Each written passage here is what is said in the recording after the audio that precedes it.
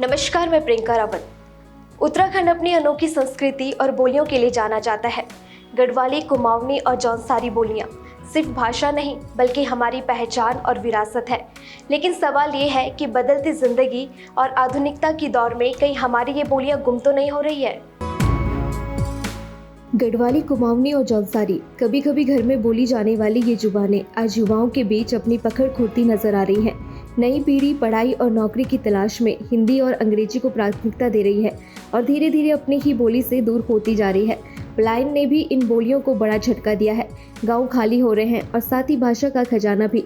हालांकि राज्य सरकार ने स्कूली पाठ्यक्रम में स्थानीय भाषाओं को शामिल करने का प्रयास किया है, लेकिन क्या ये कोशिशें युवाओं को अपनी जुबान से जोड़ पाएगी?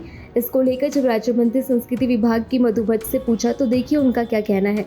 द्वारा गढ़वाली, कुमाऊनी, जौनसारी भाषाओं को प्रोत्साहित करने के लिए जो हमारे जो लेखक हैं गढ़वाली, कुमाऊनी भाषा में जो पुस्तक लिखते हैं, अपनी कविताएं लिखते हैं, उनकी स्वरचित पुस्तकें, कविताएं, उनको भी सरकार प्रमोट करती है, प्रोत्साहित करती है। साथ में जो हमारी जो क्योंकि भाषाओं को हमने प्रोत्साहित करने के लिए, बच्चों को सिखाने के लिए भी हमारी संस्कृति विभाग की तरफ से भी समय समय पर कार्यशालाएँ आयोजित की जाती हैं, जिसमें बच्चे जो हैं अपने जो गढ़वाली और कुमाऊनी और जौनसारी भाषा को सीखते भी हैं। उसमें जो हमारे बहुत सारे जो लोक नृत्य हैं, पारंपरिक वेशभूषा है, हमारा खान पान है, रहन सहन है, उसको भी सीखते हैं। साथ में क्योंकि सरकार, हमारी जो सरकार है, माननीय मुख्यमंत्री श्री पुष्कर सिंह धामी जी समय समय पर क्योंकि हमारी जो गढ़वाल की जो संस्कृति है उसको बढ़ावा देने के लिए हमारे जो मंदिर हैं, हमारे जितनी भी जो त्योहार जो हमारे होते हैं उनको भी प्रोत्साहित करते हुए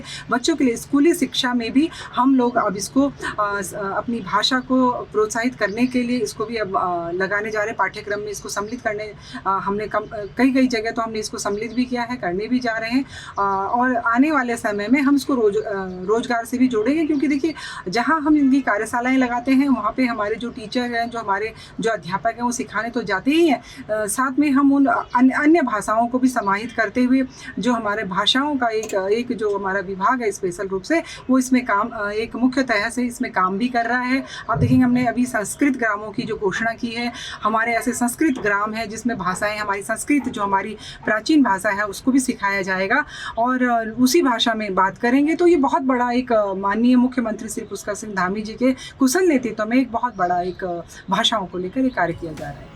तो आपने सुना, मधु भट्ट ने कहा उत्तराखंड राज्य में गढ़वाली, कुमाऊनी, जौनसारी जैसी भाषा को बढ़ावा देने के लिए लगातार कार्यशाला का आयोजन संस्कृति विभाग के द्वारा विभिन्न समय पर किया जाता है, ताकि बच्चे खासतौर पर अपनी संस्कृति से जुड़े रहें। साथ ही भाषा विभाग द्वारा बच्चों के पाठ्यक्रम में इन भाषाओं को भी जोड़ने का कार्य किया जा रहा है।